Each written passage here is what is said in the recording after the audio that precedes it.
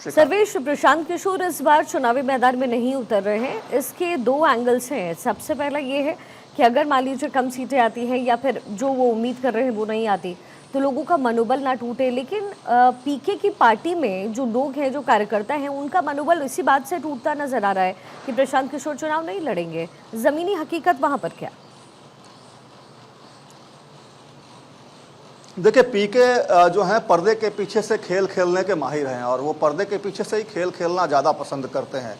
हालांकि जिस तरीके से उन्होंने उम्मीदवारों का चयन किया है, कुछ वैसे उम्मीदवारों को उन्होंने टिकट दिया है जो समाज में उनकी अच्छी पहचान है, अच्छी पकड़ है, लेकिन उनके नाम पर वोट कितना गोलबंद हो पाएगा, लामबंद होगा, ये देखने वाली बात है। कुछ ऐसे उम्मीदवारों को उन्होंने अलग अलग जगहों से, जो उनका गृह जिला नहीं है, जैसे YB गिरी बड़े वकील हैं, बिहार के पटना हाई कोर्ट के सीनियर क्रिमिनल को लॉयर हैं और उनकी एक अलग पहचान है, लेकिन वो गोपालगंज जिले से आते हैं, उनको छपरा के माझी से उम्मीदवार बनाया गया है। तो इस तरीके से कई ऐसे उम्मीदवारों का चयन पीके ने जो किया है वो अलग अलग, तो एक बाहरी वाला भी मामला बिहार में बहुत ज़्यादा है और लोग बाहरी उम्मीदवारों को देखना और पसंद नहीं करते हैं। और ये वजह है कि प्रशांत किशोर जो हैं, और इस बार के चुनाव में प्रशांत किशोर खुद ही भी खड़े नहीं हुए, इसका भी खामियाजा उनकी पार्टी को भुगतना पड़ सकता है। और प्रशांत किशोर की पार्टी को भी लोग यही कह रहे हैं कि वो भी वोट कटवा के तौर पर ही देखे जा रहे हैं इस बार के चुनाव में। लेकिन अब देखने वाली बात होगी, पीके ने जिन लोगों पे भरोसा किया है, जो समाज के अच्छे संभ्रांत लोग हैं, उनको टिकट दिया है, तो निश्चित तौर पे अब जनता कितना उनको आत्मसात करती है, कितना उन पे भरोसा करती है, ये चुनाव के बाद ही पता चलेगा। शिखा, लेकिन महागठबंधन में चीजें क्लियर होती हुई नजर नहीं आ रही है। अगर मान लीजिए चुनावी नतीजे अगर उनके फेवर में आ भी गए तो भी वहां पर राज छिड़ेगा। इसको लेकर के आरजेडी क्या तैयारी कर रही है, या फिर आरजेडी को ऐसा लगता है कि वो वैसे ही सीटों पर मैक्सिमाइज कर लेगी और फिर शायद महागठबंधन की जरूरत पड़े ही ना? देखिए, तेजस्वी यादव को ऐसा लगता है कि माहौल उनके पक्ष में है और लगातार वो इस बात को कहते रहे हैं और सीधे तौर पे हमला भी बोलते रहे। एक पर एक उन्होंने वादे किए हैं, 200 यूनिट बिजली फ्री देंगे, परिवार के हर एक परिवार से एक सदस्य को सरकारी नौकरी देंगे। इस तरह की कई घोषणाएं उन्होंने कहा की है। 2500 रुपये पेंशन बढ़ा कर देंगे 1100 से, बेरोजगारी भत्ता को बढ़ा करके वो 1500 के बजाय और ज़्यादा करेंगे। तो इस तरह की लगातार उन्होंने कई घोषणाएँ की हैं और उनको लगता है कि उनके पक्ष में बिहार की जनता बंद हो चुकी है और इस बार वो मुख्यमंत्री बनने जा रहे हैं। यही वजह है कि उनकी पार्टी 143 सीटों पर लड़ रही है। उनको लग रहा है कि बहुमत का आंकड़ा आरजेडी अकेले पा जाएगी और उसको लेकर वो कहीं ना कहीं एक तरह से कहें तो फुल कॉन्फिडेंस में है और यही वजह है कि वो इस बार के चुनावी मैदान में 143 सीटों पर चुनाव लड़ रहे हैं। लेकिन सबसे बड़ी बात है कि जनता उनके बातों पर कितना भरोसा करेगी, कितना विश्वास करती है, ये भी देखने वाली बात होगी। हालांकि एनडीए की तरफ से लगातार उनके माता पिता के शासनकाल का हवाला देकर एक माहौल बनाने की कोशिश की जा रही है और उसको लेकर कहीं ना कहीं जो तेजस्वी यादव हैं वो बैकफुट पर हैं। और इसके अलावा जो महागठबंधन में आपस में रार मची हुई है, उसको लेकर भी महागठबंधन के सभी दल बैकफुट पर हैं। हालांकि कोशिश अब शुरू हो गई है कि जल्द से जल्द चुनाव प्रचार में जाया जाए, लोगों को फिर से लामबंद करने की कोशिश की जाए। लेकिन राहुल गांधी सीन से गायब हैं। कई ऐसे बड़े चेहरे हैं जो सीन से गायब हैं, जो कल तक इंटैक्ट दिख रहे थे, आपस में एक साथ दिख रहे थे, वो फिलहाल अलग थलग पड़े हुए हैं। तो इसका असर भी निश्चित तौर पर इस चुनाव पर पड़ेगा और तेजस्वी यादव की पार्टी पर भी इसका असर पड़ेगा। कहते हैं कि आखिरी में जो चुनावी दाव खेला जाता है उसका असर जो चुनावी नतीजे होते हैं उस पर सर्वेश साफ तौर पर रिफ्लेक्ट करता है। महागठबंधन की समय क्या तैयारी है रैलियों को लेकर के? क्या राहुल गांधी पहुंचेंगे, प्रियंका गांधी पहुंच सकती हैं? क्या कुछ जानकारी है और एनडीए से जुड़ी भी जो जानकारी है वो भी बताइएगा। देखिए, कांग्रेस की तरफ से तैयारी है कि राहुल गांधी, प्रियंका गांधी, मल्लिकार्जुन खड़गे, सोनिया गांधी, इन तमाम लोगों को बिहार लाया जाए और प्रचार करवाया जाए, क्योंकि ये लोग कांग्रेस के बड़े चेहरे हैं और निश्चित तौर पे इनकी ज़रूरत कांग्रेस को पड़ेगी। लेकिन दूसरी तरफ बात करें तेजस्वी यादव की, तो तेजस्वी यादव, लालू यादव और तेजस्वी यादव, राबड़ी देवी और उनके पार्टी के जो भी बड़े नेता हैं, जयप्रकाश यादव हो गए, ऐसे बड़े नेताओं को वो लोग लेकर मैदान में जाने वाले हैं। रामचंद्र पूर्वे होंगे, अब्दुल बारी सिद्दीकी होंगे, ये तमाम चेहरे जो होंगे चुनाव प्रचार में जाएंगे। लेकिन अभी तक उनका कार्यक्रम शुरू नहीं हुआ है। चुनावी प्रचार अभी तक इन लोगों ने उस तरीके से नहीं शुरू किया है जैसे एनडीए ने शुरू किया है। आपने देखा होगा, अमित शाह आए थे, 3 दिन यहाँ रहे, 3 दिन में उन्होंने कई जनसभाएं भी की। 24 तारीख को प्रधानमंत्री मोदी मोदी आ रहे हैं। बेगूसराय और समस्तीपुर में 2 सभाएं करेंगे पीएम मोदी। तो एक तरह से कहें तो पीएम मोदी की सभाएं भी हैं। नीतीश कुमार ने आज विधिवत शुरुआत कर दी है चुनावी रैलियों की। आज मुजफ्फरपुर में 2 जगह नीतीश कुमार ने सभाएं की हैं।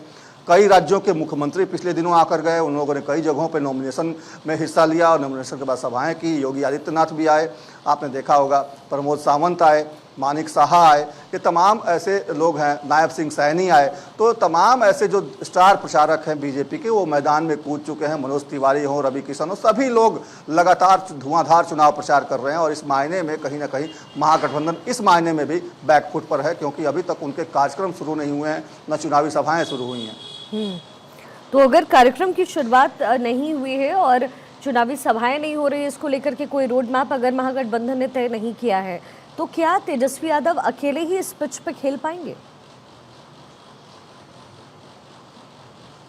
देखिए, तेजस्वी यादव अकेले पिच पे तो नहीं खेलेंगे। लालू प्रसाद यादव की जरूरत उनको जरूर पड़ेगी, पार्टी के बड़े नेताओं की उनको जरूरत जरूर पड़ेगी और वो उनको लेकर आएंगे ही मैदान में। हालांकि त्योहारों का मौसम था, इसलिए भी, और सीटों को लेकर भी एक जीच थी आपस में, तो इस बात को लेकर भी तेजस्वी यादव के माथे पर शिकन थी और उसको वो जल्द से जल्द सुलझा लेना चाहते थे, जो कल तक सुलझा है।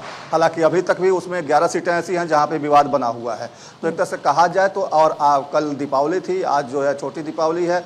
एक तरह से कहा जाए तो जो बसियौरा बिहार में कहते हैं दीपावली का, तो वो है। कल गोवर्धन पूजा होगा, फिर भैया दूज होगा, तो इस तरीके से फिर छठ का त्यौहार आएगा। तो एक तरह से कहा जाए तो महागठबंधन के लोग इस चीज़ को देख रहे हैं। हालांकि जल्द से जल्द जो जानकारी मिल रही है उनके सोर्सेज के जरिए, वो उनका कहना है कि जल्द से जल्द तेजस्वी यादव कार्यक्रम जारी करेंगे अपना और तत्काल वो चुनाव प्रचार में जाने की तैयारी में लग जाएंगे। हालांकि फिलहाल जो है अभी तक कोई आधिकारिक पुष्टि नहीं हुई है कि तेजस्वी यादव किस तारीख से चुनाव मैदान में कूदेंगे, किस तारीख से उनका चुनाव प्रचार अभियान शुरू होगा। बिल्कुल। तो देखिए, एक तो सर्वेश, एक तरफ फ्रेंडली फाइट की बात हो रही है, वहीं एनडीए तटस्थ होकर के आगे बढ़ने की इस समय कोशिश कर रही है। सीएम फेस को लेकर के भी एज ऑफ नाउ कोई राड नज़र नहीं आ रही है।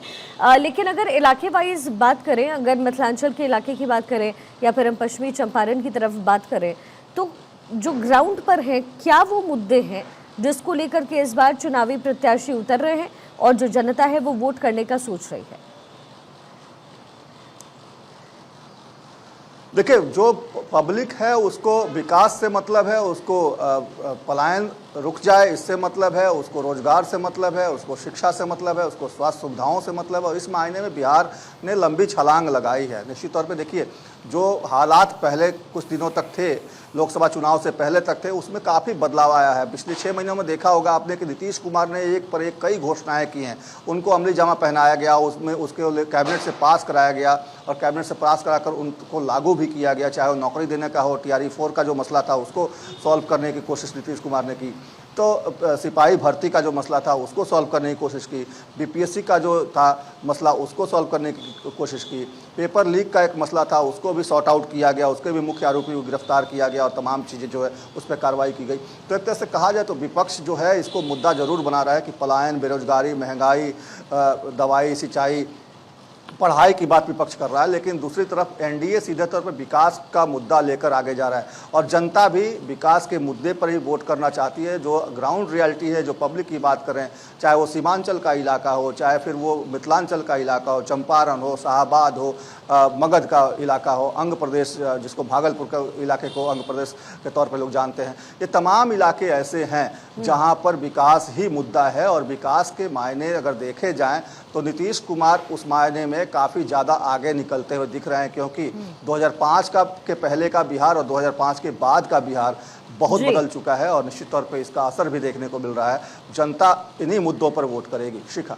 बिल्कुल सर्वेश, बहुत शुक्रिया इस पूरे विश्लेषण के लिए। तो देखिए, बहुत सारी चुनावी मुद्दे हैं, वादे हैं और आज से लगभग 14 दिन बाद पहले फेज की वोटिंग होनी है बिहार में, जिसको लेकर के पॉलिटिकल पार्टीज तैयारी कर रही है और जनता ने एक मन बना रखा होगा जिसके नतीजे 14 नवंबर को सामने आ जाएंगे।